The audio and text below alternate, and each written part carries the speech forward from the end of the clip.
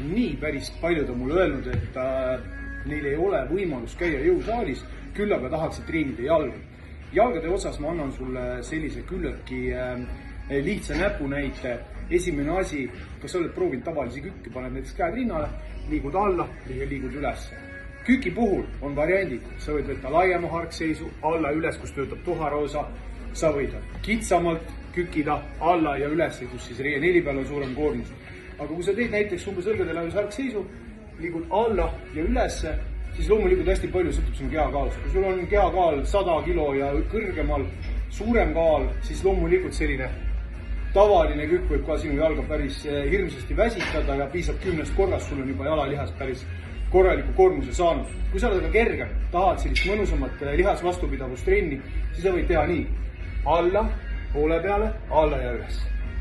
Alla, 1, 2 ja üles. Sa võid teha ka 1, 2, 3 ja üles ja niimoodi 10-ni välja ja kui sul siis veel jalg all ei tudise, on meil jõudu, siis võid 10-st tagasi alla, poole peale, alla, üles niimoodi 9, 8 kuni 1-ni välja. Aga jõudu